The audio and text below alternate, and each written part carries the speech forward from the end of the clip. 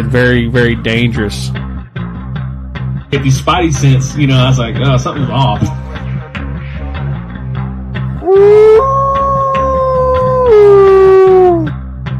And I'm just like, man, I'm waiting to hear something, Get that crowd warmed up.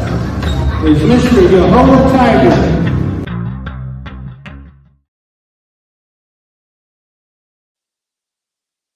What's going on, guys? And welcome to another edition of the War Cry Podcast. I am your host, Yehola Tiger. And for those of you guys on the previous stream, I apologize. We had a little bit of a hitch, but that's all right. I want to welcome you guys to another edition of the War Cry Podcast. I appreciate everyone that has come on the podcast. Hunters of Paranormal. Who else do I have? Kevin Nez, Patrick Meekin. I'm trying to think of who. The audio issues are fixed. Hopefully you guys can hear me. Everybody can hear me. I almost had to cancel tonight, y'all. No, I'm just kidding. But joining me, you guys already know who they are. They're Cryptids of the Corn. How's it going, guys? You guys can finally hear me? Yes, we can. Woo! Thanks for having us. Yay, happy to be here. Yeah, no problem at all, guys. So, moving past our technical difficulties, and I'm glad everyone has made their way back. I had to redo the stream. I had to adjust some things on my end, but we're here. Can you guys tell everybody who you guys are, if they haven't heard of you before? Well, go ahead, Jay. Well, that's Mr. E. And that's one of the J clones. Yes, J Clone 64 today. But we are Cryptids of the Corn podcast from the Midwest or Northwest Ohio. Wait, we're from the Midwest. Yeah, but more specifically, I blow it down for them. But we're like to say where the corn belt begins. Which is yeah, we got our name. We're scientific magical thing combined. Correct. You're a little rusty at this. You normally used to do this for all of them. Usually, yeah. Usually. But yeah, you can listen to the podcast anywhere. You listen to War Cry podcasts. We're on all the platforms. We have a lot of fun. Actually, as of recording this, we're just like 2 weeks away from our 3-year anniversary. Woohoo! Oh, wow. Crazy. Isn't that exciting? A little bit, yeah. Yeah. Can't believe we've been doing it that long. Yeah, and we've had all kinds of fun on the way. For sure, guys.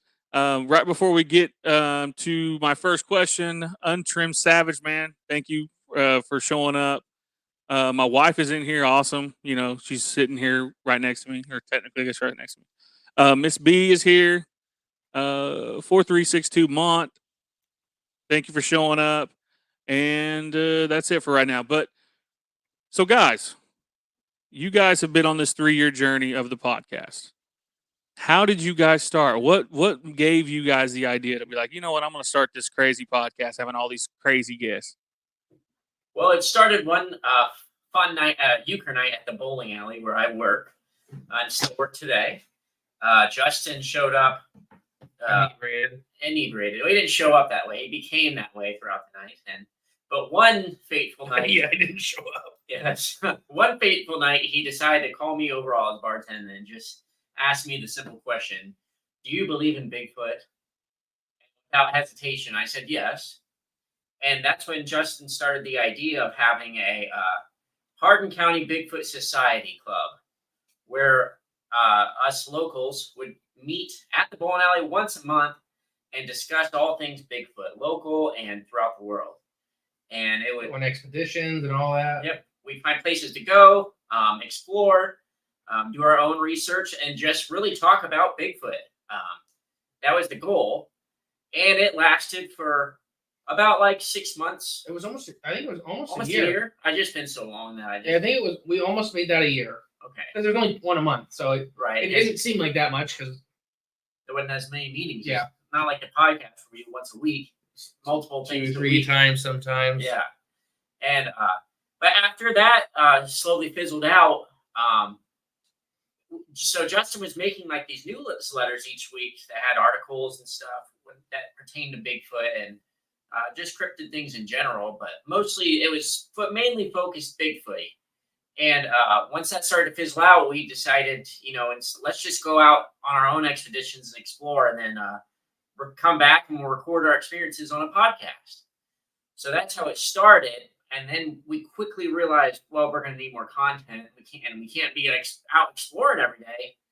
So that's when he turned to his bookshelf of hundreds of books that have monsters and cryptids and biology and nature and all sorts of stuff that you can imagine in them, and started pulling stories and folklore and creatures out from, and started telling their stories, just to give the podcast some more,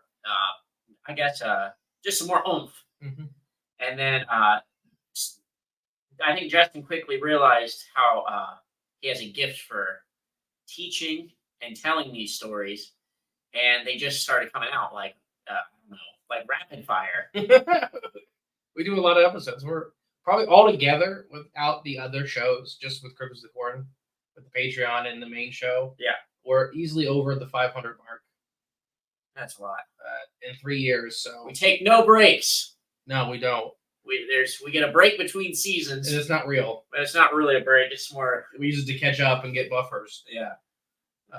But yeah, that's how it's how it formed. So if you like content, we got tons of it. There's plenty. And then the few people that are amazing enough to make it to Patreon, there's still a bunch there too. Oh yeah. I cannot remember. It may. Oh, I haven't dropped the thing. It may have been Obang that just finally finished the main show and he's on to all the Patreon bulk. Oh, jeez. There's a lot of episodes. Yeah, good on him. No, so yeah, that's kind of how Cryptids Corn got started. So technically, it's been a 4-year journey. I guess so. Yeah. With the Bigfoot Society, the Bigfoot Society still kind of exists. It's more of a Facebook page now than anything, but there's still a lot of activity on it. Yeah, there is. Yeah, it's still alive. But no physical meetings. Not anymore. Nice. Yes. And that's one thing that's kind of crazy about, I guess, really podcasting in general, and I guess Facebook groups. Like I'm in so many stinking Facebook groups when it comes to like Bigfoot. Like people say, "Oh yeah, I'm in this group," and then I didn't even realize that I was in that group. I'm just in here, like lurking, I guess. But I guess what I really want to know is, so you guys met at this bowling alley, but before that, did you guys, like, what got you before you guys met, before the podcast? What got you guys like into, believing in Bigfoot, believing in these different cryptids all over the place? Oh, okay. Well, I'll let you take the start on this one.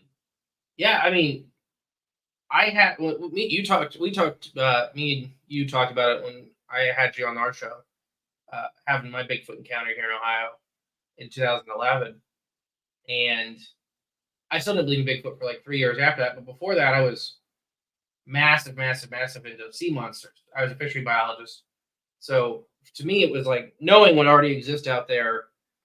We just discovered a new species of whale in like 2014, something the size of a semi truck, just completely undiscovered by science, just hanging out there. So I guess I've always been like huge into sea monsters. I love sea monsters. We actually have to put so many episodes that aren't sea monster related. And if you look, there's quite a few. There's quite a few sea monsters. You can get carried away if you're left unchecked. Yeah. No, stellar sea cows and long neck seals and giant eels. Giant turtles. Giant turtles, actually. They're coming up in a couple weeks. So I guess that's kind of what got me into the monster stuff. And then I worked a lot with endangered species and eDNA.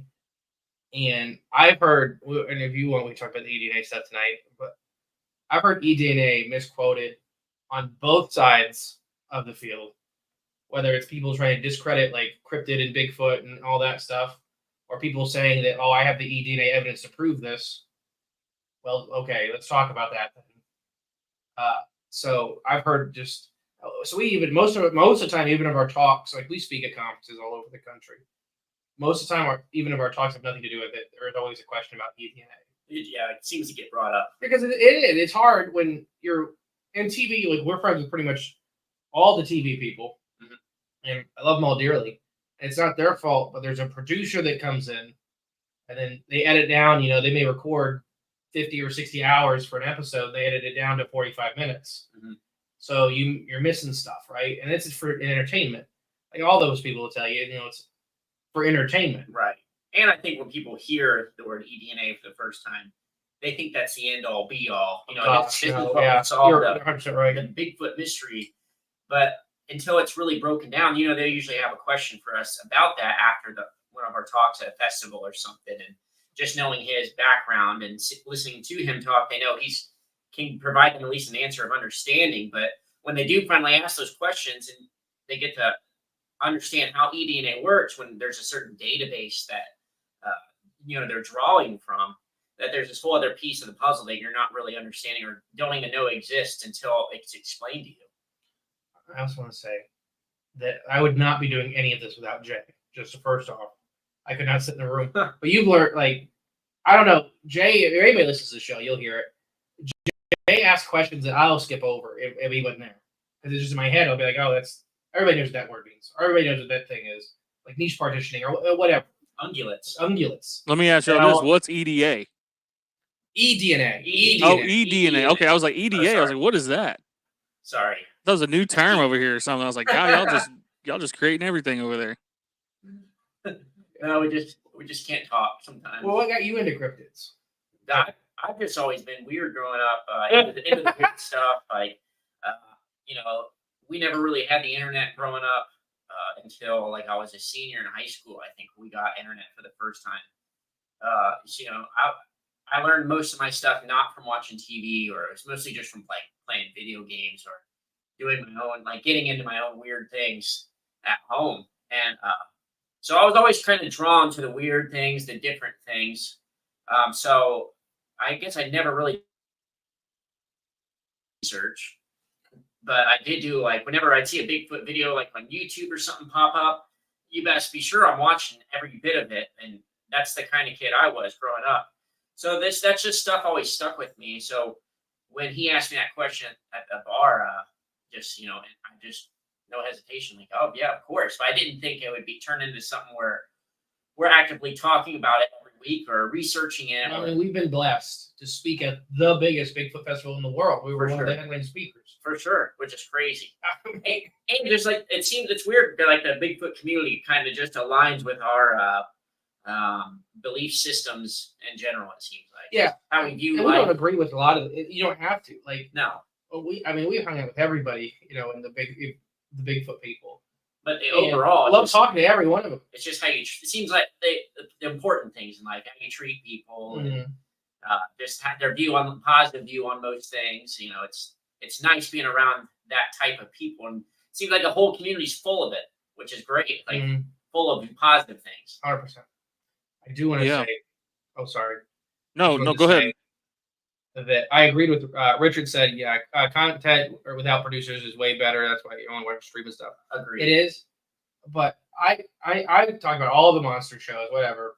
Y'all need to watch Mountain Monsters, and you can say whatever you want about the show, because the first time Jay watched it, he had probably the normal reaction. Yeah, I wasn't happy with it. I'm like, what are you showing me? And then it's like, once you realize how quote unquote real all the rest of the shows are, Mountain Monsters is just as real, right, as the rest of them.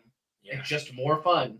But they are doing, in my opinion, like, we're really good friends with Wild Bill. Oh, he's a fantastic human. They're all great. They're all great people, but Wild Bill does a lot of charity work and all, he's down with helping with hurricane relief and all that. But they are out there being so goofy, I guess, with the subject would be one way to put it, that it helps move the mile marker for the rest of everybody to have a conversation, I guess, in public about it. Because Mountain Monsters and like Finding Bigfoot came out about the same time. And that's kind of when we could start going to a bar and have these conversations. You could start talking about Bigfoot without just flat out ridicule. It still exists, but oh, for sure. But it's 50-50, right? Yeah, it's definitely swung a little bit the other way. I was just talking to a park ranger this past weekend about Bigfoot. I mean, and I know him, and I was really thought he was really anti Bigfoot. He's open to it. He's like, I've never seen one, but I'm not, I think they're probably out there. Yeah. But yeah. That's one thing. The question. No, you guys, it's perfect because like you guys, it sounds like you guys have like this dynamic that you both know something, you both have your certain things that you believe in, and to me that's a dynamic duo, if you guys want to call it that. Oh yeah. But that's one thing too that like I said, I do my podcast by myself. I have guests on from time to time, and I agree with you on the not having a quote unquote producer, so to say.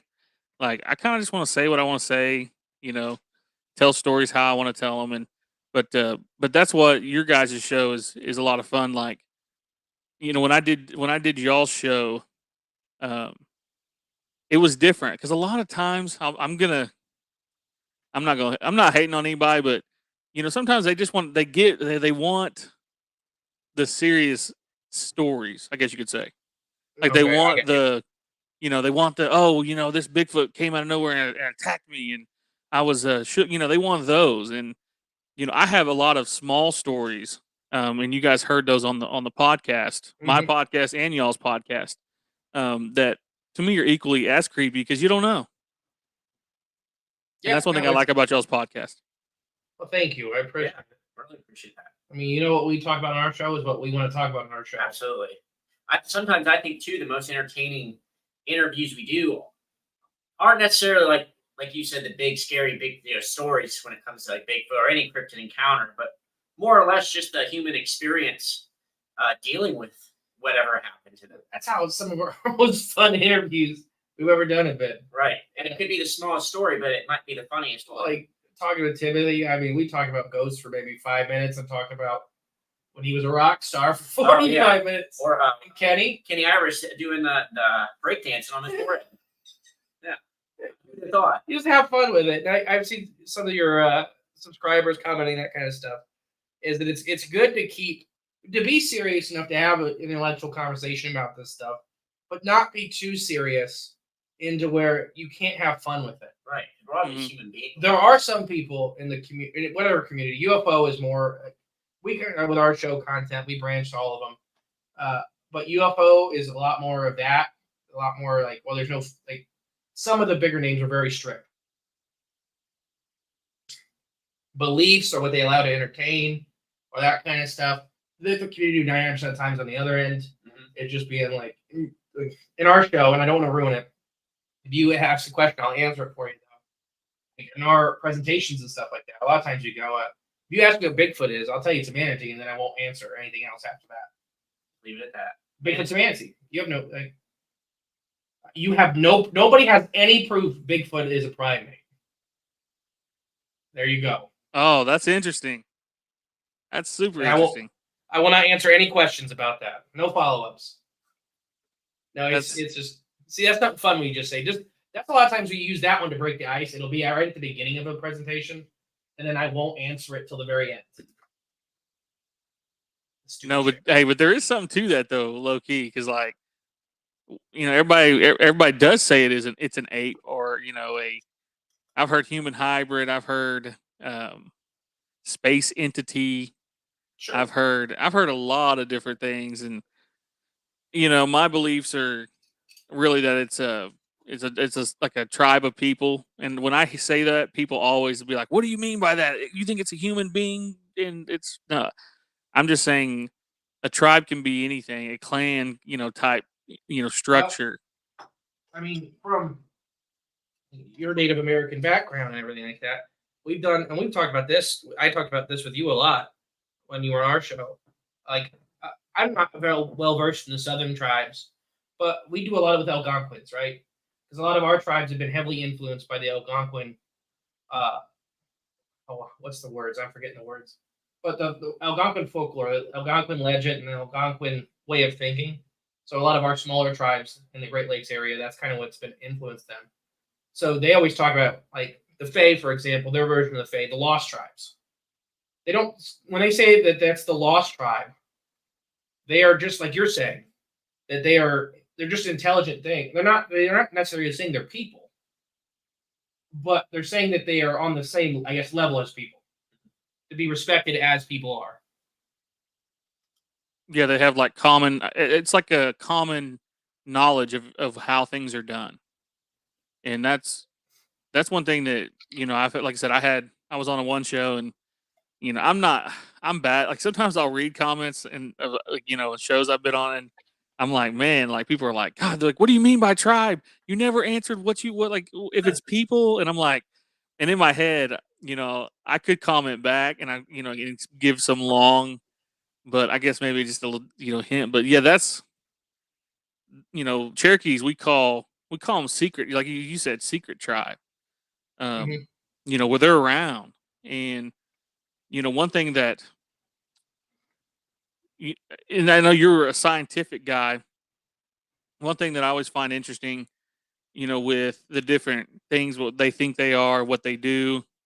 But one thing that has always intrigued me the most, and I had conversations with people about infrasound, Mhm. and you and I off camera, Mhm. off podcast talked, um, about that type of quality. And I told you a story about a guy and his group was hit by it, and they were all sick, and they were seeing things that weren't there, I guess you could say.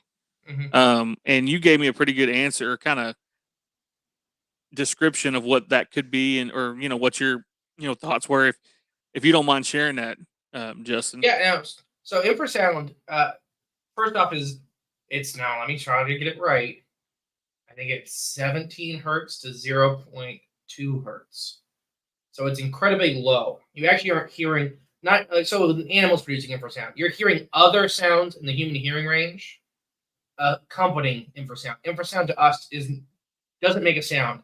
But large-bodied animals, for example, mostly mammals, use it for communication for long distances because it carries really well. Elephants will actually talk through their feet. Um, some whales produce it. Most of the time, whales are using just volume kind of to overpower because they're so big. It's essentially a building, so they kind of get over that other ways.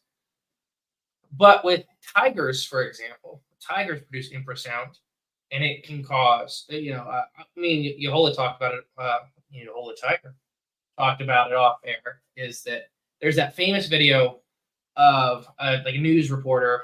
I can't remember what country they're in, where they're going to the back of the tiger enclosure, and they're within 10 feet of it. There's obviously the bars in between the tiger and the guy, but the tiger hits the guy. You see it like cupping its mouth almost, and ooh, ooh, and it's such a weird sound for the tiger to be making.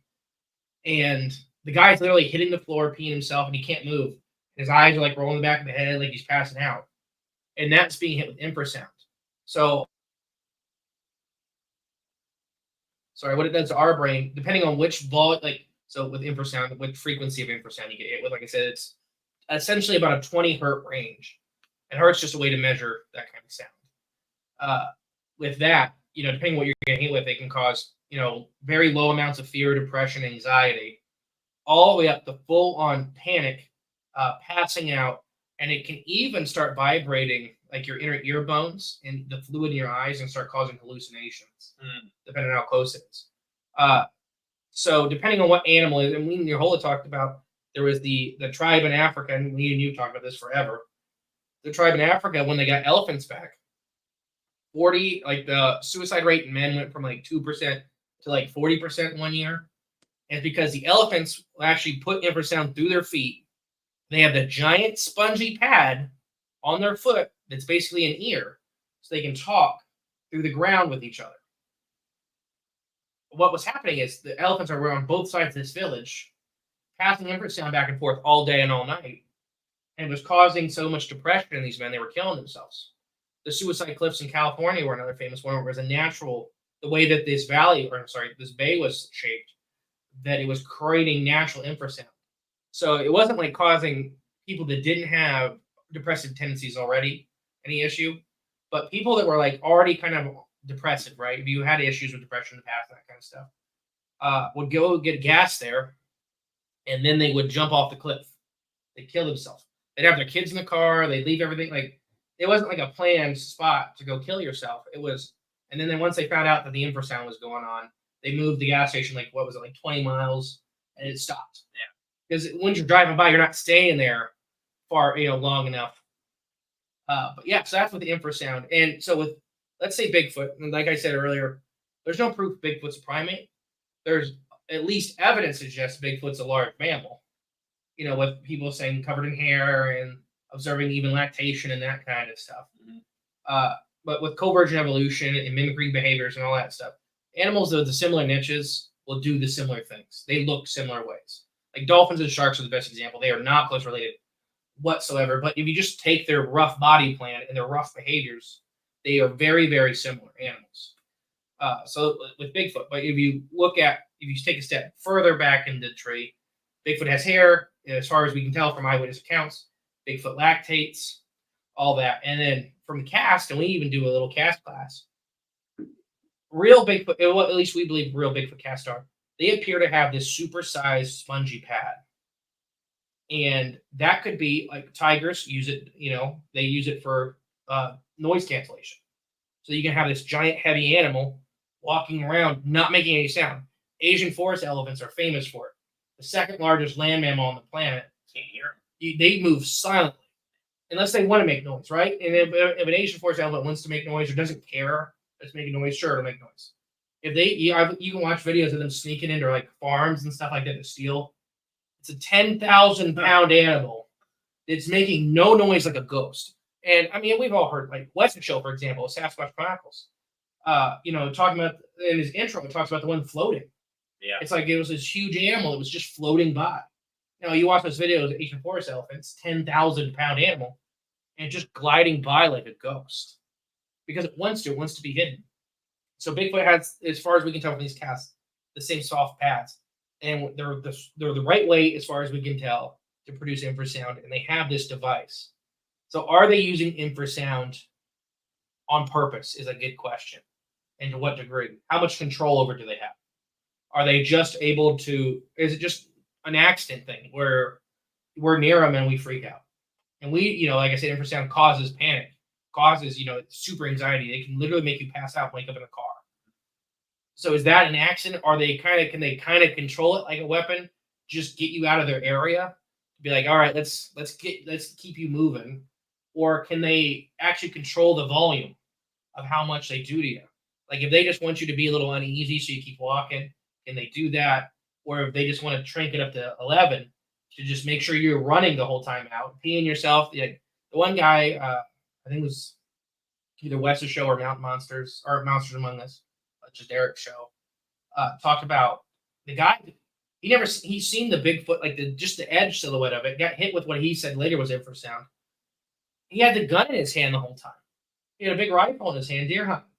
And he woke up in the car and he was driving down the road. And he was covered in vomit. He was covered in pee. And he's still holding the gun. And he's like, not one fiber in my brain ever wanted me to fight. Just complete flight. Yeah. So is that's the that could be infrasound. That could be just them hitting that button. We talk about it a lot with what we believe could be nesting sites or birthing areas, just because which we could talk about later, like Hocking Hills is just famous for the absolute scariest Bigfoot encounters that nobody ever gets hurt in. Hocking Hills, Ohio. Hocking Hills, Ohio. Hopefully, that answered your question. No, that definitely did, and that's one thing that, especially when it like I said down here in Oklahoma, and a lot of the tribes, people don't, they don't really talk about it in a sense of it being like human, but it has these abilities, and the infrasound is a scientific ability, but they also talk about abilities such as like, and I hate this word, it reminds me of Harry Potter, but cloaking. And I'm just kind of curious on what you guys think about that. I've mentioned it on. I think I mentioned on the show about telling the story about Chito Harjo. Did I tell that story on? I think so. Jay, have you listened to that episode? Yeah, I wasn't here for that one. Yeah, but basically he learned how to disappear, from a Bigfoot. And I hear this all the time that they're great camouflages, but I'm just kind of curious of what you guys think about that. I mean, I'll let you go, but I just want to say that the only difference between magic and science is understanding. Yeah. Truly. I mean, cloaking, many other species have figured out how to do it to ways so extreme. Mimicry octopus, they're not the species of squid that I always talk about. So how squids and octopus, they can actually change their skin texture to match stuff, not just the color. And they're really, really complex. Squids or octopus have 9 brains, squids have 11 brains. So they're very, very complex in how their thinking goes. But they don't have colored skin. I don't even know if we really dived into this. They have one color. They only have one skin chromatophore. So it's one color. And they have muscles on it that stretch and morph that one skin cell chromatophore to different colors. And what color is that one? It's like a tan. Okay. Brown's everything, right? Yeah, true. So you can kind of like, all right, I want blue. Yeah. All right, and so these muscles do that. And we've talked about, for example, double coat on our show. We talked about that a lot. Yeah, for like the biological. The biological. If you want to, here's how Bigfoot could disappear, right? So we had it on our show a long time ago. Lady, and I can't remember if we read the story. She submitted to us, or if she even came on the show. I just can't remember anymore. Like I said, 500 episodes. I think it was emailed in. It could have been emailed. But she is watching a red Bigfoot, which is a very common color in North America, orangutan-ish, walk across an open grass field, get into the tree line where it's a little bit shady, and melt and disappear. She's like, it just disappeared. So she sat there, and she was in her car, and she just sat there and stared at that spot, and stared at that spot, and stared at that spot. And the longer she stared at it, she realized the Bigfoot was still standing right there. It had turned black. So it was matching the background. So what some species do, orangutans actually have it. There's just their double coat is almost the same color, so both coats are. What some species will do is their outer layer, kind of like what we'd actually call a coat, right? If you're going to wear something heavy, your outer layer, the long, thick fur, is one color, and your inner coat will be a different color. So what they'll do is they have muscles we all have muscles on every hair fiber. All mammals do. But they have muscles that can lift that outer layer to expose the under layer, essentially changing their color in a second. So if that lady wouldn't have sat there and made her eyes refocus, she would have never seen it. Mm-hmm. But that doesn't have to be for all of them. And I think there's something you can talk about with what we actually talk about with how many types of Bigfoot there are. It doesn't have to be the flesh and blood side. That is a flesh and blood thing you can say to why they could disappear.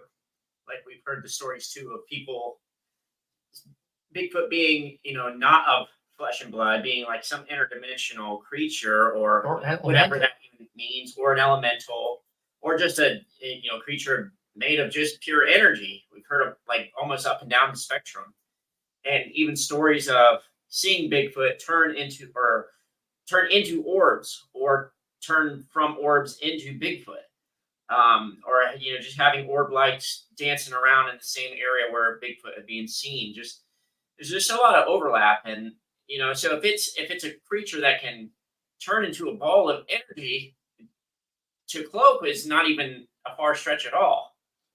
And then not ignoring we even mentioned the lost tribes, like for Algonquins, and I think I always get the tribes mixed up here, but the Pukwudgies, right? The Mm-hmm. New England and Great Lakes tribes. The Nain Rouge is the French name for it. They're famous for shape-shifting into whether you like stuff, like some of the stories go, like if you're more Fey legends, things you want to see. So if you go out looking for a Bigfoot, or like even in the back of your mind, like dad and the kids are out in a weekend warrior style, and like Hocking Hills, for example, the Walmart's got a big mural Bigfoot painted on the outside. You go inside, and there's a big wooden Bigfoot that sells you T-shirts. So you have that idea the whole time you're going out there. And let's say you run into a Fey or an elemental, and a lot of times these legends, the ancient legends, go back and they talk about that they are going to put on whatever face that they think will best interact with you. So if you have this big hairy monster as the back burner of thought of your mind of you running into that, how cool or scary or whatever that would be, well, guess what they're going to dress up as? And that could be where some of these more, I guess, if you want to use the term magical Bigfoots or spiritual Bigfoots or interdimensional Bigfoots, but the more non-flesh and blood ones. So there could be 2 or 3 very distinct things that are just big, hairy, hominid-like things out in the woods. I do think there are, personally at least, flesh and blood Bigfoot, where at least they are partially flesh and blood. For the one I listened, if you want to hear my Bigfoot encounter, it's the whole episode. It's Mr. E's Bigfoot encounter. It's literally, I think Bigfoot stole my chicken. Yeah. It's the second time. But my Bigfoot had flesh and blood fears and needs. It was stealing horse feed and chickens, and it was scared of a gun. So, that's flesh and blood fears. That's flesh and blood needs. But we've had plenty of people that we've had on that we fully believe that have seen, like Jay said, seen them turn into orbs of light, seen them melt into a shadow, seen them crawl up a wall like a centipede, Yeah. melt into a puddle, crawl up a wall like a centipede.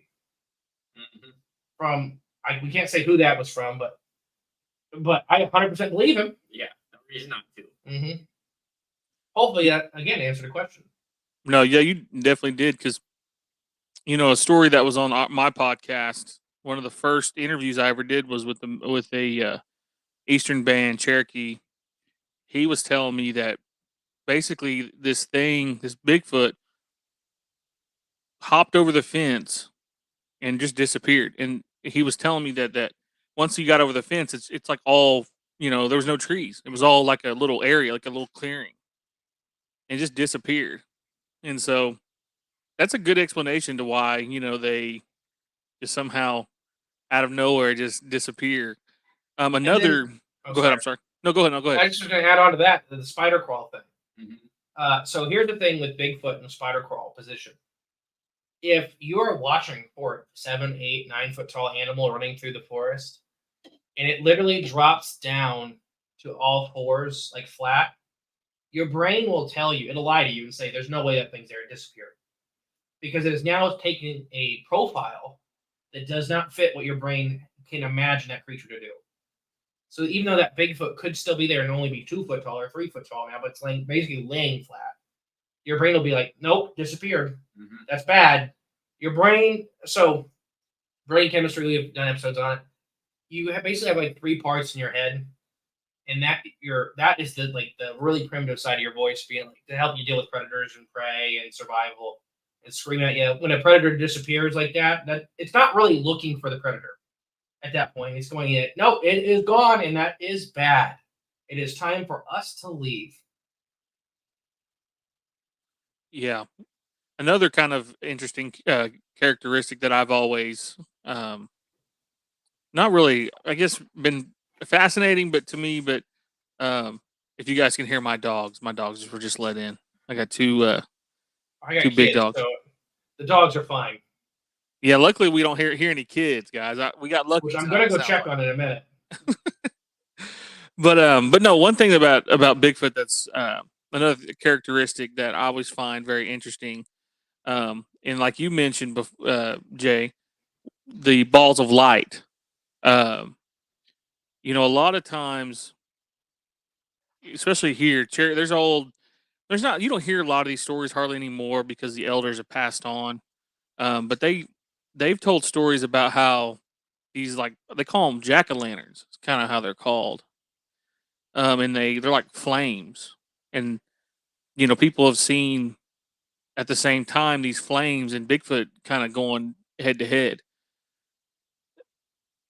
When it comes to those, do you guys think that is just a coincidence, or do you think that's UFO connected? What do you guys kind of think about that? I think it could maybe be multiple things. I was just gonna say yes. Yeah, because I don't know for sure. But I think an important part is understanding maybe the world we live in may be a little bit more complicated than 100%. what we think it actually is. I personally believe that there's other worlds like layered on top of our own, and that's where the different dimensions and stuff can come into play. But as far as where that's concerned, these things having interactions with other beings like those balls of light, what exactly are they? Are they intelligent? Are they from this world? Are they from a different dimension? Are they from a different place? Why are they interacting? I don't know. I think it raises a lot more questions than it does answer anything about what they are here. Especially when it comes to like flesh and blood Bigfoot, is it just seems to not make any sense at all with our basic understanding of how things are in the world. I agree because it's if you go 100 years back with, like I said earlier, science and magic. What's the difference is understanding. And I do think there are. So I've seen some of the comments talk about science like it's one thing, and that's something we are really not against, but we try to educate on in our show a lot. Scientists, there's no such thing as the science. That's the government. That's the media. That's science, yeah. Yeah, like if you hear that science is against this or science is, that does not exist. Or if you say someone says, "I am the science," That 99% of the time, if anybody's screaming that, it's not a scientist. Scientists are extremely as far as my and I worked with, not for, I worked with the federal EPA, Ohio EPA, U.S. Fish and Wildlife. I worked with tons and tons of organizations, many amazing scientists, men and women, top of their fields, all that stuff. Some of them are really against Bigfoot, some of them really like for Bigfoot, some of them are on the fence, like, well, I don't think so, but I talk about it, that kind of stuff, which is all. That's how it should be. Or like, if you have an opinion, So I just want to put that out there. That 99% of the time, real scientists are very open-minded. We've had several really big names. One Pagan is a supersized name in the scientific community, and he was on our show, and he's been on our show. He's a Patreon member. He's really awesome. But he'll tell you, I don't believe that, but he'll talk about it with us forever. So he's very open to things, and he believes, a lot of stuff. He's actually written a book about former cryptids, which I think comes out this fall. I think it's coming out soon. So he's very into the cryptid stuff. So I just want to throw that out there. But with orbs, I think it's everything. I think some of them, I guess, because it's Bigfoot's everything, right? There's probably at least three different things we're calling Bigfoot. So with the orbs, I think there's probably different reasons. Like if it's the flesh and blood Bigfoot, they may just like the Min lights, like you're describing these lanterns. These actual like little flames going around. Are reported in Florida and Oklahoma and Australia and Africa and Europe and North Carolina. So that's a world phenomenon, right? So is Bigfoot in a way. If you're talking about Yowies and Yarans and Almas and just pick a name, pick a continent. Bigfoot is on there, and so are these fires, these ghost fires. So is it that we talk about keystone species that they just like the same habitat, whatever these lights are? Are they fairies or whatever? Or are they connected? Are they working? Are they Are they working together? Are they symbiotic in a way? Where Bigfoot and these lights are, or if Bigfoot's a forest protector, these may be the little, antibodies for the big antibody. Bigfoot being the big antibody, and those little guys will kind of lead him to where he needs to throw a hiker out of the woods. Or is it, the UFO connection, which is a whole big bag of cats? I'm just reading the comments are pretty awesome. I'm trying not. That's why I'm looking at Danny. Yeah, I don't want to look at him. I keep reading him. No, yeah, I mean, we can hit the. I guess that you guys are talking about comments. Let's hit them real quick. Why don't you do that real quick? I'm gonna go check on the girls. Sure. So while Justin steps away, we have a few. Oh, okay. We have a few different comments here. I'm gonna try to scroll back up as far as I can. Yeah, there's been a lot. Untrimmed Savage says, "Oh, I'm sorry. Go ahead." No, you go. Yep, go ahead. Read one. Untrimmed Savage says, "In an area of being able to joke yet never throwing out possibilities completely, even if I highly doubt an idea." Richard, hey Richard, how's it going, man? Glad you could join us. Talking about content. Let's see here. There's just so, yeah, you guys are right. There's so many here. Yeah, there's a lot going on. Recognize that anything can be unbelievable, and how can I say something is more unbelievable than anything I've ever experienced? A ghost, a dog man. They are just unbelievable. That was from Untrimmed Savage. Richard says it may be unbelievable for some because they have a limited belief system, and that's their reality, not mine. What do you think about that? People kind of limiting their reality and stuff like that. I think it's 100% a thing, and it's not everybody's fault. I think the public education system has a big role to play in that, and just people having a limited view of reality and just a limited scope of everything. Finish your thought, and I'll say something to that. Okay. I just think it's the way our culture is designed and the way our upbringing, especially in this country, is designed to limit your thinking. George Carlin said it best. We want what is it? Productive workers, like limited thinkers and productive workers. Yep. 100%. Something like You to know that who's the, effect. this is nothing against anybody in factories, but you know who the best factory worker, and I'm talking from a government point of view, is Right. the least educated person. Well, just 'Cause someone they don't know anything. They just They don't have any aspirations because they don't know. robotic. There's someone that's robotic. Yeah. They beat him up to a way. Absolutely. Yeah. I didn't like it. Now she's screaming. She was dead asleep. You shouldn't went out there. I didn't even go out there. She knew though. She's 6 cents. Yeah, she I got- felt you in the air. She felt Girl. you moving. You're exactly. Oh, gosh, Another comment that I find very interesting is talking about mind communication from Okay. Bigfoot. I've heard or I haven't heard it, but I've heard people talk about the samurai chatter. I've heard people talk about. we know Ron very well. Yeah, I know. Yeah, Ron Moorhead. He put that out back in the 70s. 70s.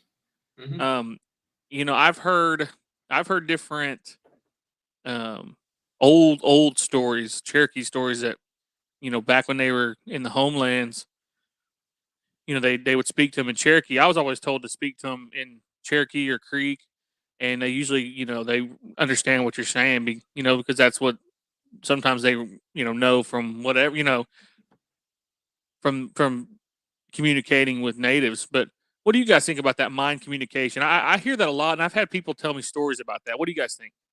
My opinion on it is I can refer to one guy that I trust. That's what I'm going to do. The one same one. Yeah, Les Stroud, the guy who did Survivor Man, and then he did Survivor Man Finding Bigfoot. He had talked about one communicating with him using, and he referred to it as mind speak. I just really trust his opinion, and I just don't think he's one to tell stories or to lie.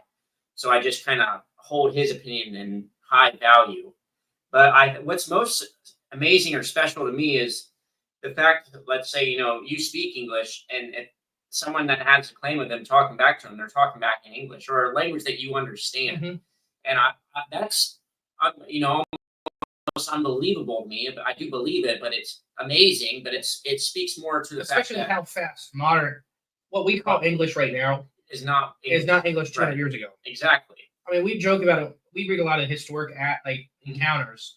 So, I mean, how bad is it for me to read something from the 1800s? Oh, we can both hardly read it. And I'm just like, what is all these words? Yeah, they're out of order. So if you learned English, quote unquote, from the settlers, Right, yeah.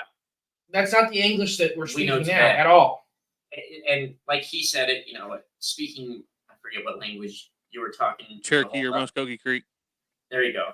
Speaking even Cherokee, how do they know? And I think it's more just an energy, energy of communication. They're communicating a thought, and your brain just translated it into English, or the language with being English for us, or whatever it is. That part, I think, I just can't fully understand or get over, but I just think it is amazing. I believe the mind speak. I just don't like I don't know how much more I can add because Les Stroud's a good example of it. We talk with Les Stroud, he was probably the first one I've ever heard do kind of the same thing we do with about where the bones are. Talking about, I've been in the woods tens of thousands of hours in grizzly bear country. Like he Never lives seen on the island, and never seen a dead grizzly bear. I see hundreds of grizzly bears walking around. Never seen a dead one. So there's less big, it's just you won't find bones. You find deer bones because they were hit by cars, or a hunter shot one this season. And there's 5 billion deer. But no, I believe mind speaks real. I just don't know what it is, and I kind of fall back on that it may be the Fae type, the actual Fae or the Lost Tribes or the little people putting on that Bigfoot mask, and that's because from Africa to China to Europe to America, that's how they describe them historically talking. It's not like real, and it's almost like even Les kind of talk about like a dream state when he's talking to them. It's very funky, I guess, how they're talking to them. And, that's probably where people make a connection with them and, quote unquote aliens, because, with alien abduction stories, having kind of that same feel where they're talking to you, but their mouths aren't moving. It's just with their mind. It's just as similar. But so is there the same phenomena? Is it behind this aliens and Bigfoot? Is it ability that something they can do that we just don't understand yet. Yeah, for sure. Yeah, it's a very interesting, thought, and I appreciate Untrimmed Savage giving us that. Another um, interesting topic that I asked someone out of Indiana about this because they had some type of weird government type situation that came upon them. What do you got? Do you think that that's the reason why nobody? It's not main. I guess it's mainstream, but it's. Do you think there might be a cover up of some sorts with government and science? Here's what I'll say. Not once again, the science thing. Science is not a thing like the government is. There's not a body out there of science, if that makes sense. Mhm. Like the highest level, and it's not anybody's fault. It's what literally the news networks have done, what the governments have done. Well, science says you should do this with your kids, and science says you should do this. There's no body of science like that. The way I don't want to get too conspiratorial. Since they're wrong half the time. Oh, yeah, that's fine, but you can find a high level scientist that agrees once. Anyways, with the cover up side of it. So Harry and the Hendersons, is a famous, super famous Bigfoot movie, probably if not the most famous single Bigfoot movie ever. Look at where it got its funding, and I'll tell you where it got its funding. But I highly suggest all your listeners at home, please just look into it. Look at who funded Harry and the Hendersons. It's very, very weird. It's what was it? We looked it up the one time. It was 50 or 60% federally funded. It was almost like over halfway federally funded by I can't remember if it was defense or whoever it was. It was government. They got funded by the government, and they made Bigfoot this big stupid thing. They made the family these big stupid people, and I think it kind of backfired. But I think the whole point of Harry and the Hendersons was to make Bigfoot laughable.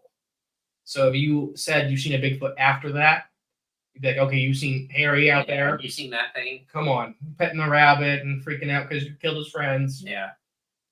And I think it backfired now because I think it actually, made it more. I do think there is a cover up. We've done extensive talks on it. The three biggest industries in the U.S. would be heavily affected by Bigfoot, and once again, haven't done that for a while. But I know the number one is, as far as resource production, is wood logging. The spotted owls out in Washington were a test run, which they never found it. But so the spotted owls in Washington, I believe it was the early 90s. They said that they found a pair of spotted owls, a nesting pair, and it was a huge, huge logging operation. The next day, there was tens of thousands of people chaining themselves to trees to see the spotted owls. If you look into it, they never actually found any spotted owls. It was just kind of a rumor that got started by a government official, and it looks like it may have been a test to see how people react to the logging industry if there are now very, very rare and endangered or cute animals in these areas.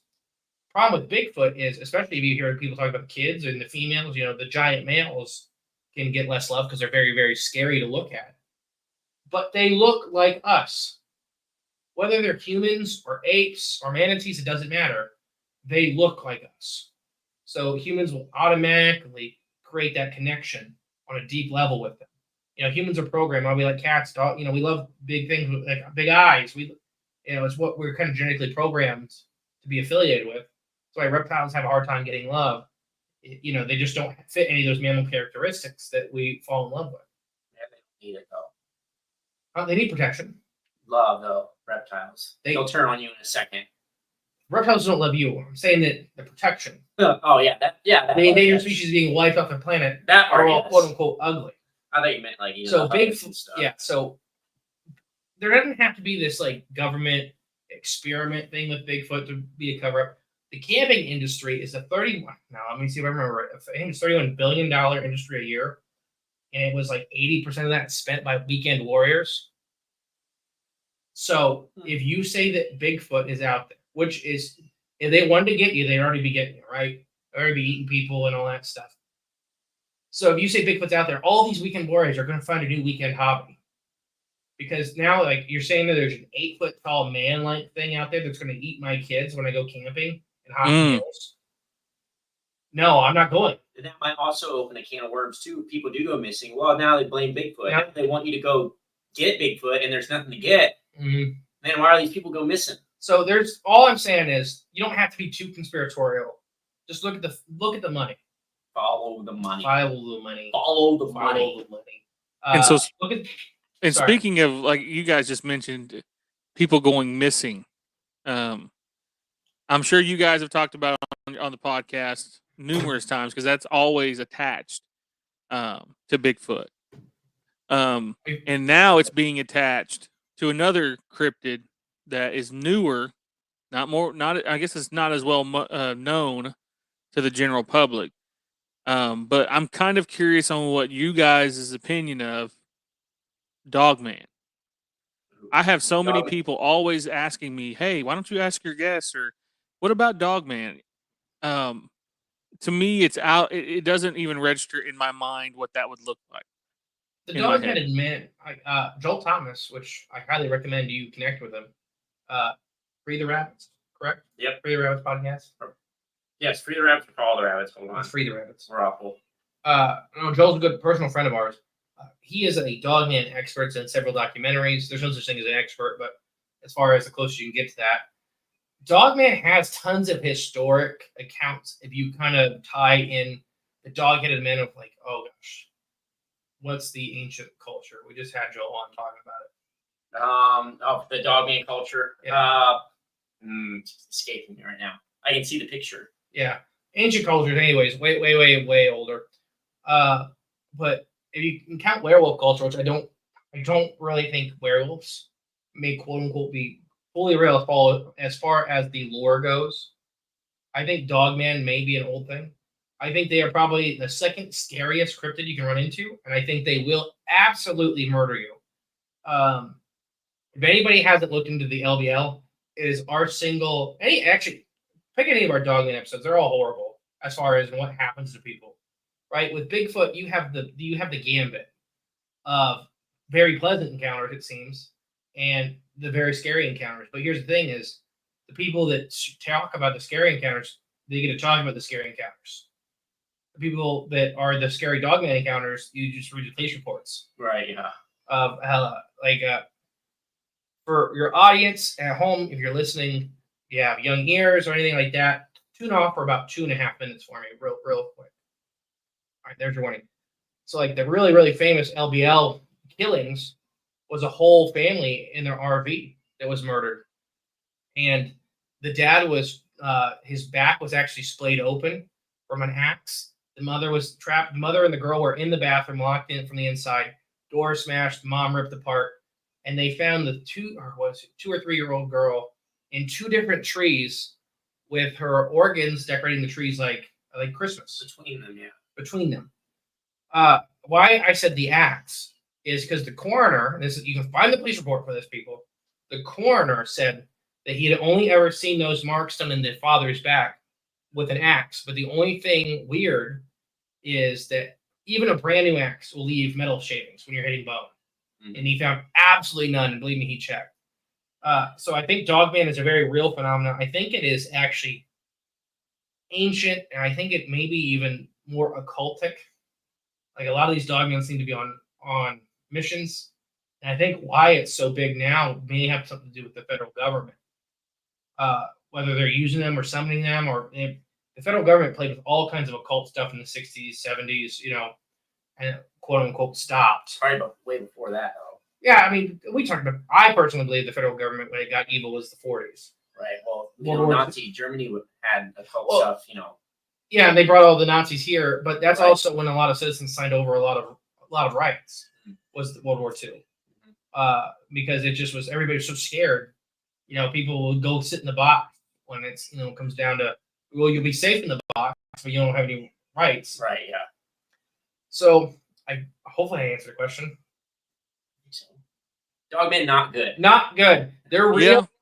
Don't mess with them. There's a question coming out of here, out the chat. This from Miss Candy. Hi, Miss Candy. I hope you're doing all right tonight. Hi, Candy.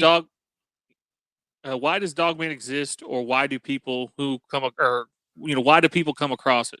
Basically, if you look at a lot of the Dogmen, or did you want to go first? No, you go ahead.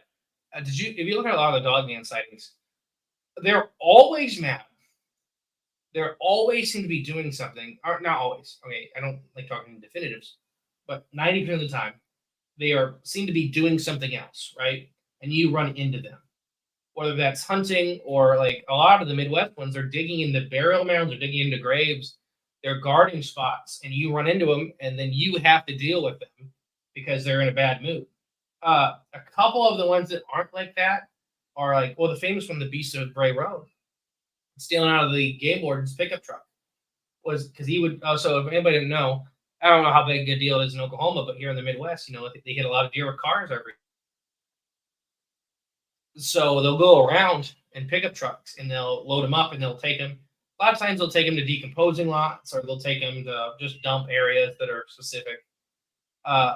So this game warden had been going around. He collected 3 or 4 does that had been hit, and something jumped in the bed of his truck and was ripping them up. And he looked back and it was a dogman. But that was also dogman had been seen like eating the side of the road, like eating roadkill, and they just look at you so like menacingly. Yeah. So I guess that's why you don't like Bigfoot.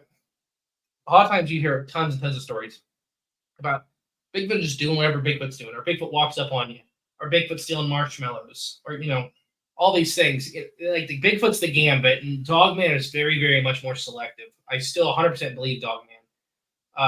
And I've seen somebody earlier talking about encounters and that kind of stuff. It's not our job to question encounters. That's one thing that people have had, I guess, negative comments about the show. Is we don't push back if people come on the show and share it. I don't push back. Jay doesn't push back because it's not our job.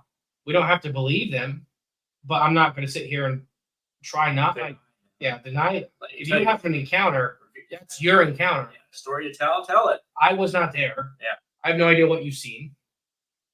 But yeah, Dogman not good. Don't hang around Dogman.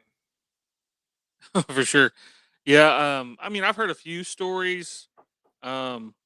One that comes to mind is back in probably 60s, 50s, out in Kenwood, Oklahoma, and they used to say that this dogman type werewolf. They called it werewolf, or wolfman was another name for him out there. Yeah. But it would walk up and down the road at night, on specific nights, and so they'd see it out there. But that dogman, I just don't know, man. I don't know what to think about it. I know history. I know Saint Christopher is another half man, half wolf entity in history, and but one thing that when it comes to cryptids and as we keep moving on to all these different cryptids, one of the a cryptid of mine that I'm always really kind of fearful of is a snake, and I don't want to say the Creek name for it, but it's tie snake. It's a native snake. It's medicine men back in the day would scrape shavings off its horn for the medicine to help people in the tribe or in the community and things like that. And I'm sure they still do it out there. I just I don't know, but when it comes to these water cryptids, Horn snake, huh? it's called tie snake is what what it's called. Tie dye or tide? Tie. I call it T. It's a horn snake. If you type in horn snake, but we call it tie snake here. So I don't know how. Go on. Sorry. No, but I guess the question I'm getting to, are there any water cryptids that are located in Ohio? I know you guys got the Great Lakes. You guys probably get encounters from people out in that way. What are some water cryptids that people talk about out that way? South Bay Bessie. I'm gonna go the Ohio horn serpents, Or that one too. There you the go. giant horned snakes that are actually what they say Serpent Mountain's based on. So literally Ohio has horns. Okay, so horn serpents used to be so regular in the Ohio River, which for anybody that doesn't know, here's a little trivia for you. The Mississippi River should actually be named the Ohio River. Is where the two rivers meet. More water is coming from the Ohio than the Mississippi. Yeah, what's that all about? And it's because I don't want to get into it. Mississippi. As an Ohio biologist or former Ohio biologist, that was a hot button topic is that it should be the Ohio River is the biggest river in the world. I thought the Nile was. No, No, it's I was not. not even on the list. It's not? It's like top 10, but No, well, that's a there- list. but there's a big drop down. Anyway, it doesn't matter. Yeah, okay. We're getting lost in the You weeds. get of the Ohio River. Yeah. No, so Ohio horn serpents were giant, massive serpents with 2 or sometimes 3 horns on their head, and they were so regularly seen by the steamboats. Is that the captains would just write about them in their log, like seeing anything else, like, oh yeah, traffic stopped today because 2 Ohio River horn serpents were passing by, and we had to let them go. These are big too, right? Yeah, some of them depends on which captain, whatever, 80, 90, 100 feet, giant, 2 big horns, but not aggressive. Nobody was like, at least in those in 17, 1800s, nobody was scared of them. If you didn't mess with them, they wouldn't mess with you, kind of thing.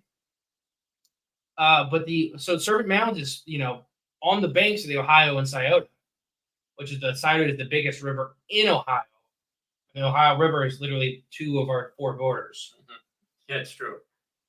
So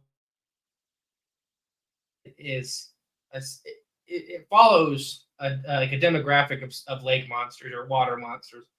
That if so with some of the horned serpent lore, is it like any culture slaying dragons, that kind of stuff, is they had immense power, but kind of you don't mess with them, they don't mess with you, kind of deal. But they went extinct, or at least they disappeared right during the Industrial Revolution, which would make sense because a lot of aquatic animals are much more sensitive to pollution than terrestrial or airborne animals. So literally, our last sighting almost coincides with like when we started dumping chemicals in the Ohio River. So that's one, and then like I said, they were an everyday sight. But we also had alligators all the way up here, and we still have bull sharks every once in a while because all the dams, it kind of slows them down. Alligators and bull sharks are kind of named. Well, alligators 100% are named in Ohio, but bull sharks are residential visitors every once in a great while. But you said South Bay Bessie, which has tons of sightings. A lot of the early ones are eel-like. Again, the giant plesiosaur monster. We even know people tried fishing for monsters out of. We should not talk about that legally. Yeah, probably not. But we know them. We can talk to Yehola about that later. And then he can pass that information forth me. Okay. We're not naming any names. Yeah. No, there's probably warrants. No, so that's one lake monster. I mean, lake monsters, the Lake Michigan, which maybe I didn't know, the Great Lakes here in the U.S.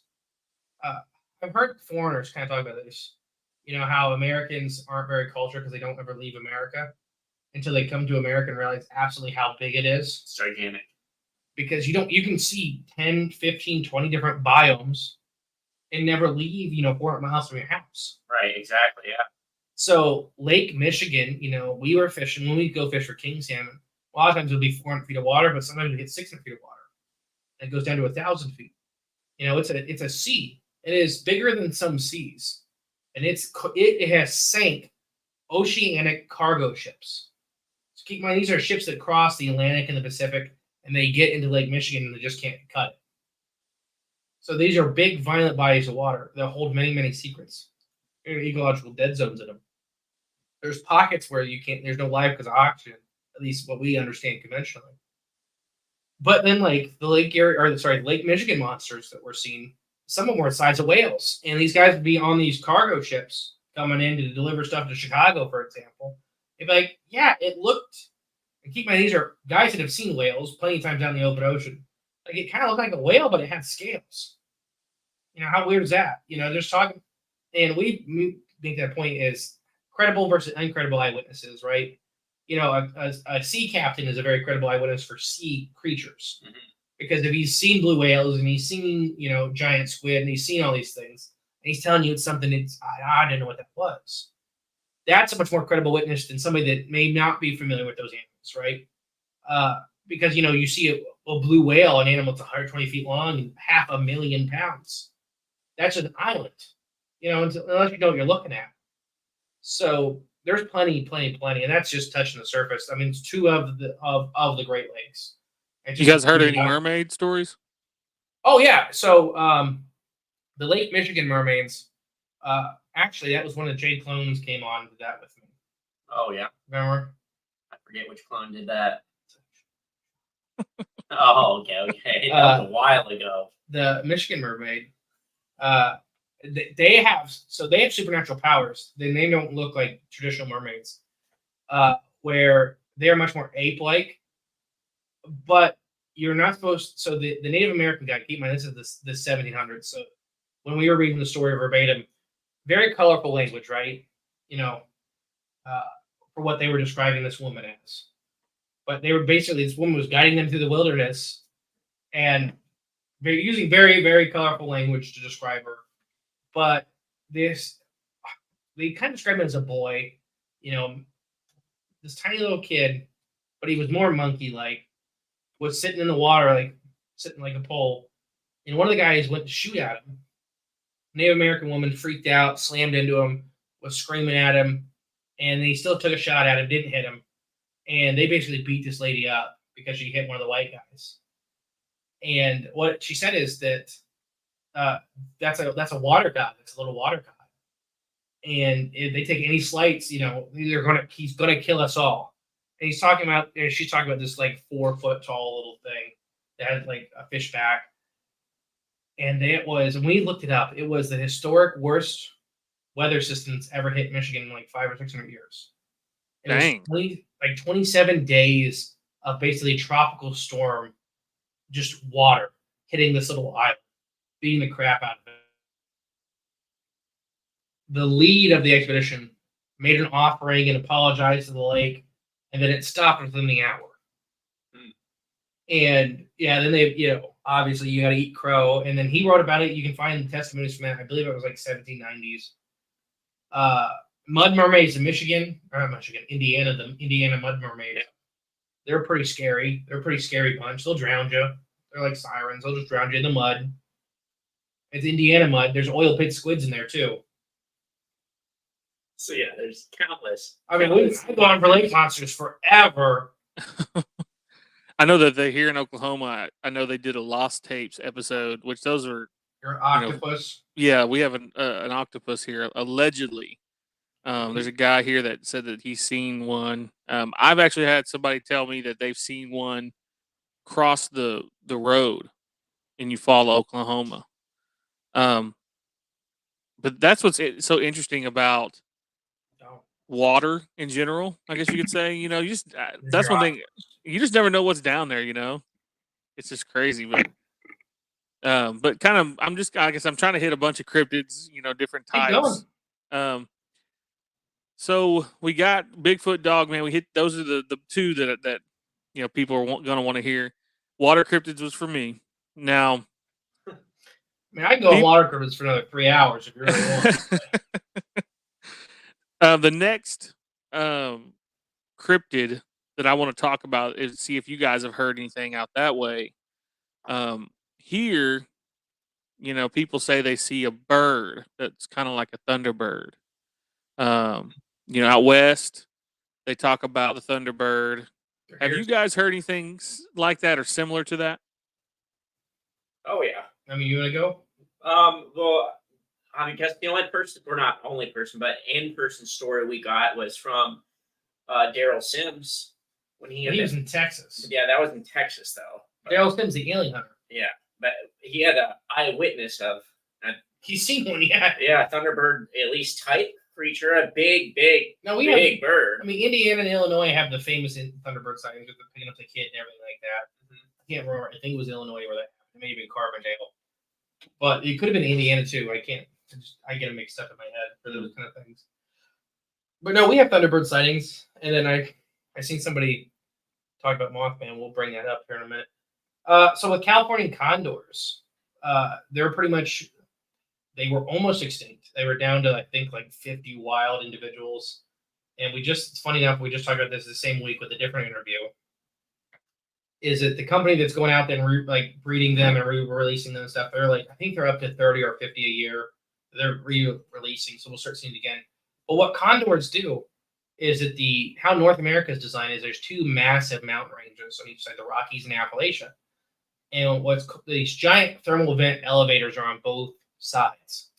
So for these giant thermal vent gliders, which are like condors, teratorns, which we'll talk about, they kind of can use these elevators to get back up in the upper levels of the troposphere, and go back over to where they're from. So that's why they would come to our side of it, because most of the time you don't see them hanging out. You just see them kind of hanging around for a day or two, and then they leave. Teratorns are probably the best animal to pick. Oh, I guess why they're called Thunderbirds, right? With the Native American legends, plenty. Like I said, the tribes with Thunderbirds are very different. Where the lores are. Some of the Algonquins want to talk about them actually being the guardian between the overworld and the underworld. But they talk about them bringing in the storm. So where the thunder part comes from is that they are dragging in these storms almost like a tow truck. So what happens is these Teratorns or Condors or whatever, that's where they like to ride, because there's a giant warm air plume that's being pushed by this storm. So these animals can fly for thousands of miles and not flap their wings once. So that's why they almost, if you're watching a giant bird coming in front of this big thunderstorm, that's why it looks like it's dragging in the thunderstorm, and it's actually riding essentially a wave that's being pushed in front of it. And you can ride that, for however far it wants to go. So Teratorns are not related to modern day raptors. They're more close related to modern day scavengers like vultures and condors, which are more closely related to seagulls. But they were massive 20-foot wingspans. They could carry prey. They could fly forever. And they just went extinct about 12,000 years ago, which, as far as paleontology or species go, is nothing. 12,000 years to disappear from the bone or fossil record is nothing. Animals reappear from much longer distances all the time. So as far as Thunderbird sightings here, there are a handful of them, but you're going to have to go like 1940s to really dive into those. There are one here when they are kind of deal. Like one off. Yeah. Flaps. Yeah, and I don't even know I'd call them flaps. Flaps, because most of the time it's like one or two. Indiana has more of those, where it's like the town of X seen this giant bird for 3 days. Mm-hmm. Here, like Ohio and West Virginia, I'm going to say West Virginia has more Thunderbird sightings than Ohio does, because that's where the elevator is. So what they'll do is they'll rest for a day or two before they get in that elevator, because they know they're not going to land for probably a week or two. They're going to go up really high, and they're just going to glide back over to the other side of the country. But yeah, there you go. Yes, no. So another type of cryptid, or I guess not really cryptid. I know someone mentioned Mothman, so I guess we can talk about Mothman. But I'm curious if you guys, someone in the chat said something about black-eyed kids. Have y'all heard anything out that way? God, black-eyed kids. We actually just talked about them recently too. You want to do Mothman first or black-eyed kids first? We can do Mothman first. Okay, because they're very different things. Oh, for sure, yeah. It's not the same. All thing right, at all. everybody, listen up. With Mothman, no such thing as an expert, right? As far as Mothman goes, we've done probably, if you count the Chicago Mothman series, 30 hours altogether. It's been a lot. Because the Chicago Mothman series is 5 parts. Yeah. And then our Mothman season finale was 16 hours long. I felt like, I don't know, 8 or 9 hours. That was exaggerated, like a joke. I think it was 8 or 9 hours. It was 8 or 9 hours long. Yeah. After edit. So we have at least produced, I'm going to guess with Mothman stuff, probably about 30 hours of podcast on just Mothman, including the one was like straight. Mothman, and I'm looking at one of the Jeff Walmsley, the guy that owns the Mothman Museum, that he's done several books. Buy Jeff's books first, as far as account, because Jeff lived there during it. Jeff, so if you want eyewitness accounts, that's one of the better books to go to for that stuff. So 99. Oh gosh, there's a lot. That's why I don't look. Don't look at the comments. Yeah. 99% of Mothman sightings, which there were tons of them. Half of them were in Ohio. Half of them were in Point Pleasant. For you guys, your southern guys that don't know, Point Pleasant, West Virginia, is on the Ohio River with Gallipolis, Ohio. Mm-hmm. It's literally Point Pleasant. You are looking at Ohio half the time you're standing in Point Pleasant. Right. So half the sightings were in Ohio. Even though they say Mothman and Point Pleasant sightings, half of them were actually in Ohio. So it's just as much an Ohio thing as it is a Point Pleasant thing, even though Point Pleasant was the epicenter. And we talked about the Chief Cornstalk tragedy. We doing a lot of work on Chief Cornstalk. That's probably the Native American figure I probably know the most about.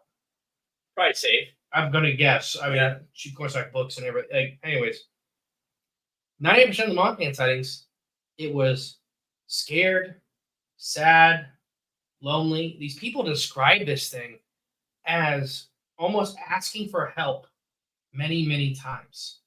The dog get killed, quote unquote. There's no proof it ever killed that dog. Mothman was seen, and the farmer found a dead dog. Mhm. The story, I can't remember what documentary said that he seen Mothman standing over his dead German Shepherd. That was not real. That was exaggerated for the thing. Mothman was seen on that road that same night, and then his German Shepherd was dead in the field. That could have been anything. It could have been anything. Wolves, coyotes, I don't care. Something else, some alien phenomenon. But even one of the original, the Scarberries had come back. And I think it was Linda Scarberry, maybe the other couple, but when they had their second encounter with Mothman, they were talking about how it sounded like a mouse, and this harbinger of death. She's like, it sounded like a mouse, and it released. She said it seemed like it was scared. It was trying to talk to her, and it seemed like it was just scared and alone and asking her for help. And then they got very, very sick being by it, which they had radiation poisoning for everybody that didn't know. So what could have happened is this creature could have been really, really radioactive, not purposefully, just a byproduct of its existence, not trying to make people sick. Like when the Mothman stole the baby, if anybody doesn't know that story, basically ripped through the roof. the baby was crying, and Mothman had ripped through the roof, stole the baby, and then had brought it back safely after it stopped crying. After, never hurt the baby, but it just heard a baby screaming, and that was not the only time it had reacted to children screaming in I guess we could say, a positive motion. So to us with the Mothman, after the thousands of accounts we read through with the Mothman, we know several of the eyewitnesses, including the last real living eyewitness, Linda Sigmund. Right. We know her very personally. She's a very good friend of ours. It just, none of the actual Mothman accounts paint Mothman as this harbinger of death. It paints it as an animal or a thing that was intelligent and cold. One of my favorite encounters was the boy in Point Pleasant that had opened up it was Christmas time, looked out his window, and on the roof you could see Mothman huddling its wings around the chimney, looking at him, shivering. And he ran and got his mom and dad, and they came in and they looked at it. And all the Mothman did is turn its body so it could hide behind the chimney. Never left its wings. It tucked its head in so that people couldn't see it. So with all hundreds of accounts of that kind of stuff, it never did anything bad. And the people that got close to it just said it was like it was scared. The one biker, which is a super famous encounter, in the bird's nest before they tore it down, which they just tore it down. What was it, 14, 13, something like that? Relatively recent. Yeah, relatively recently, last decade or so. Mm-hmm.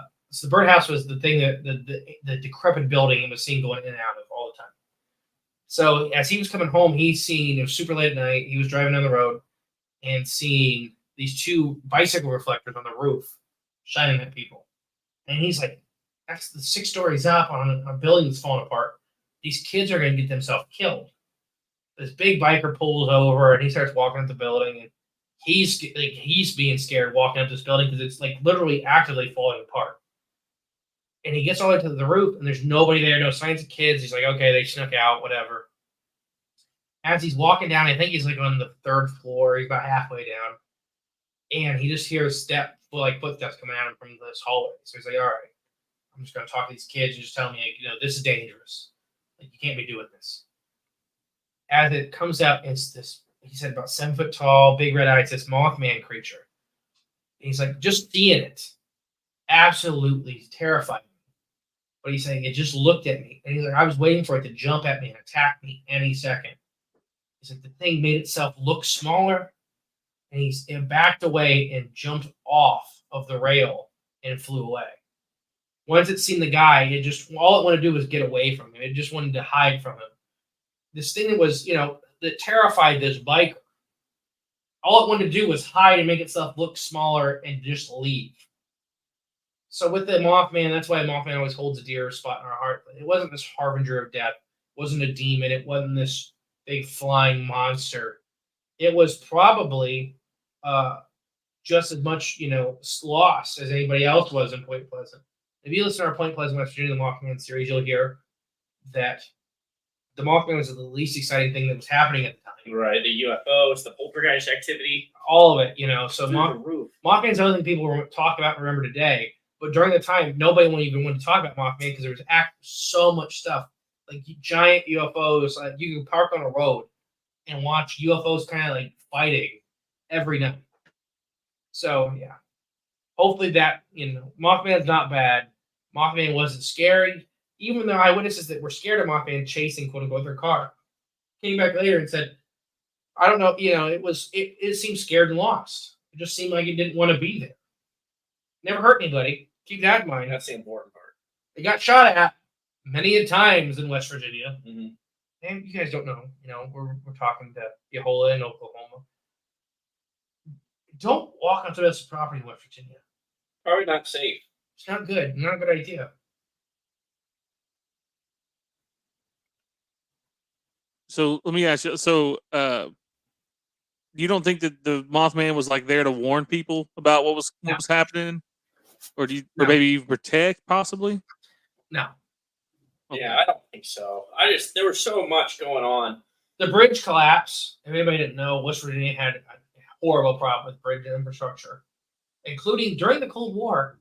They had to write a letter to the Russian government to help them fix a different bridge because the U.S. government would not help them. And the Russian government sent them a check and paid for the bridge to get fixed during the Cold War. That's crazy. So, yeah. Now, the bridge collapse whole thing was now it's the second worst bridge collapse ever in U.S. history. But for about 6 decades, it was the worst one ever. Emily, my wife's, her grandmother was on it when it collapsed. One of the people that went in the river. Wow. She lived in Ohio but worked in Point Pleasant. So it just, I think 400 or 500 people went in, and 130 something died. That's crazy. Man. And they almost none of those bodies they ever found. Yes, Silver Bridge untrimmed. And you can still see the pillars of it and the new Silver Bridge and all that. I think it was coincidence because keep in mind the Mothman sightings was over about 3 years. It was 3 good years, and it probably still continued after. We talked about that in our show too. Nobody wanted to talk about Mothman because half the town died. Yeah, on Christmas Eve. A tragic event. Yeah. Black-eyed kids. All right, you want to go first? Sure. I guess we have a lot of different thoughts about black-eyed kids. Horrible. One of them being they're not really kids. Yeah. What are they? We kind of like to think that they're juvenile men in black, whatever the men in black are. We're not talking about like the government entities. So you see, break that down for me. There's 3 types of men in black. Yeah, there's at least from what we've seen. Roughly. Especially we'll take Mothman for example. There was Men in Black seen. That was the best one during the Mothman experience, the Mothman flap during that time in Point Pleasant. There was the Men in Black that was government officials, probing for questions, demanding answers, eliminating stuff off. Those are mostly two people, and then there was these other Men in Black that seemed like lizards in skin suits that had an illusion of being human. Those are almost always 3. And those are the ones that have the no eyebrows or just the weird facial features, the weird skin tone, no hair. But with that though, people don't realize that until you talk to them for long periods of time. Right. The longer you stood in front of them and spoke to them, the more their illusion, I guess, broke down. Then you realize something was off. They had, their lips were painted on, lipstick or something. And then there was a third type of Men in Black, which was just some guy, human beings. Most of the time it was reporters. Reporters following. Pretending to be the government. Yeah, pretend to be the government people. And if you watch those, the several versions, it would be the aliens would show up first, then the government would show up, and then the reporter would show up. So they're kind of all Scooby-Doo-esque following each other. Mm-hmm. At least for the Mothman flaps.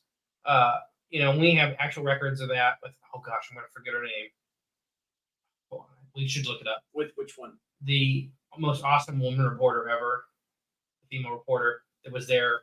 that she never gets any credit for Oh, Point Pleasant. the librarian, right? No, she was a reporter for the Okay. Athens Times. But You're- that was the one that they came into her office and threatened her. Right, yeah. Because there's John Keel that he was there. Yeah, because John gets all the credit. Mary Hire. Mary. Yeah. I want to say Maddie. Mary Hire. Mhm. Mary Hire. Everybody hasn't looked at any of her stuff. Please do. If you're interested in the Mothman and Men in Black, look into Mary. And that's Mary, Mary, and then Hire, Hyre. As a journal, like we could use about 10 of her today. Oh, yeah, absolutely. 'Cause she literally got threatened by the alien style Men in Black, and pretty much told them to screw off. Mm-hmm. She's a pretty impressive lady. Oh, yeah.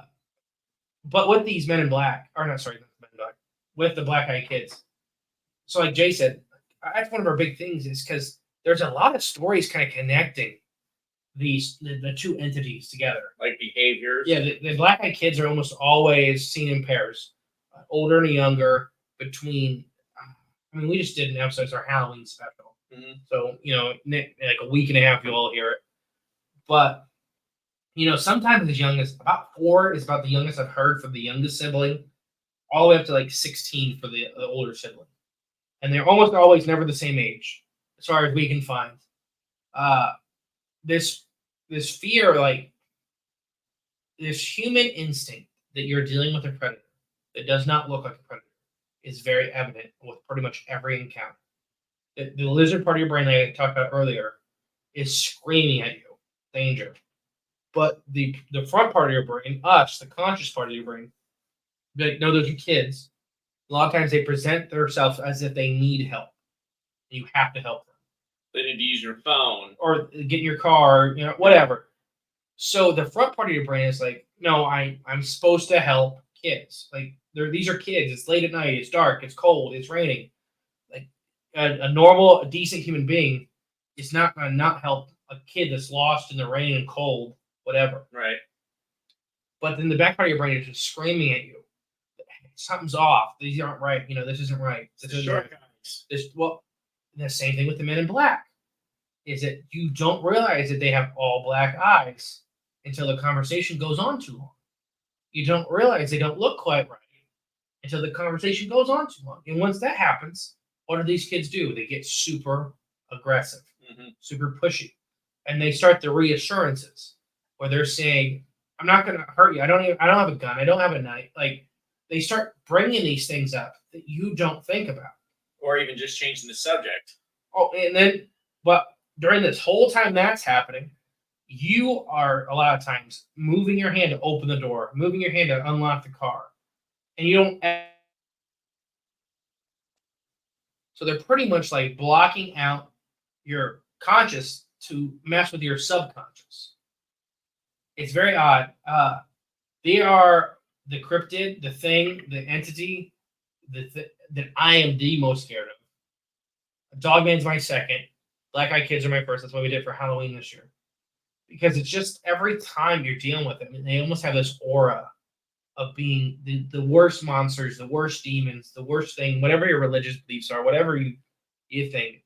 The Black Eyed Kids probably embody that the most. Because they are these monsters masquerading as innocence. Mm-hmm.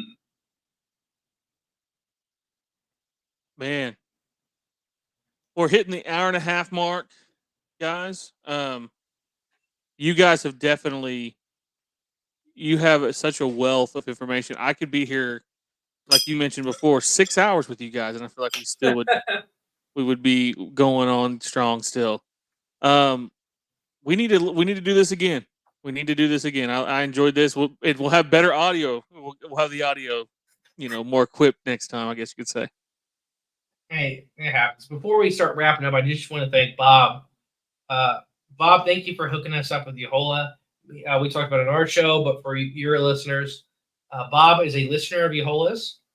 And when we started asking for podcasts to start doing stuff with outside of our little circle, Bob was up there always suggesting Yehola with Warcry Podcast. Yep. You guys are going to love them. And I got to say, Bob did not disappoint. He was correct. I've enjoyed Yehola every time I've had every conversation I've had with Yehola. So I just want to thank Bob. Bob's a big supporter of ours. He always has been with all that stuff. I just wanted to thank Bob again. Yeah, Bob, I appreciate you, man. That's He's a big fan of yours too.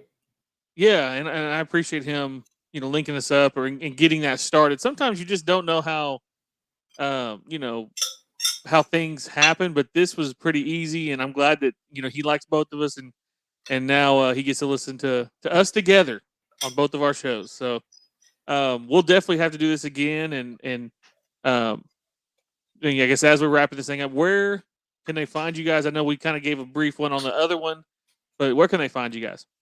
Oh yeah. So you can listen to Cryptids Corn podcast anywhere you get a podcast, and on Cryptids Corn on YouTube. Also, our website is cryptidscorn.com. No spaces.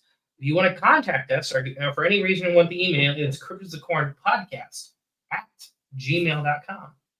I also just want to give a shout out that we're recording this the 20th of October. Mid-November, my first book comes out. Oh wow! Jay wrote some stuff for it, and Jay's getting the second book.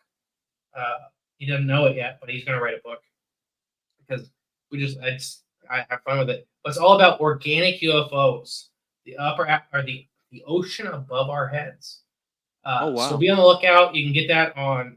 Will eventually be available on the Demon Corporation Amazon. But if you want a signed good copy of it, go to cryptidscorn.com. Just go to the shop and buy it. If you want a signed copy, you get a signed copy. If you don't. Or you want a full colored one, that should be one there too, because there's plenty of actually some Oklahoma people drew some of the art for it. Yeah. Oklahoma branded. That's right. Hey, there we go. So if you want the full colored one, there's obviously it costs more to print, so it costs a little more.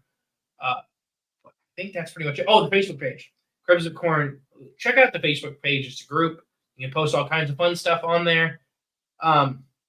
Every Tuesday at 9 a.m. Eastern Standard Time, because we're in Ohio, we do Crimson Coffee, which is kind of an hour of just hanging out, drinking coffee, talking with the listeners. Talking about whatever. Talking about whatever, literally whatever. Whatever's going on in the world that day, whatever's going on in our listeners' lives that day, whatever they want to talk about, we'll talk about it. And our Patreon is Patreon /Cryptids of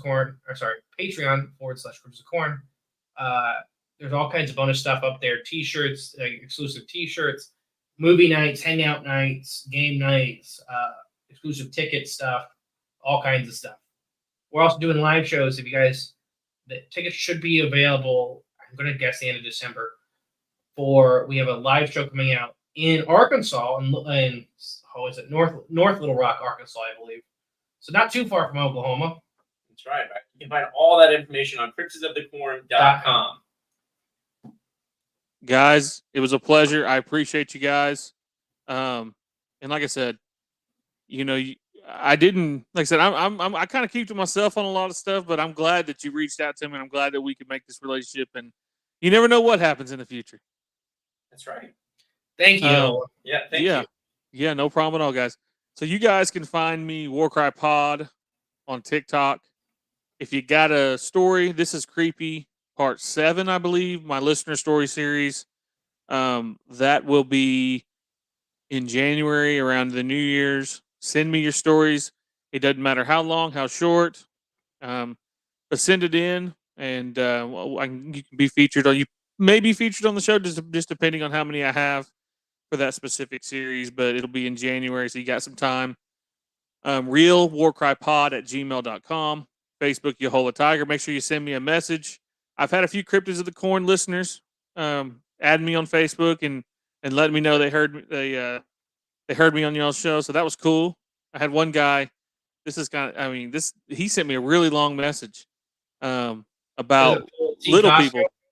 Oh no, there was another guy. I can't think of his name right now. I have to go look, but yeah, yes, he has reached out to as well.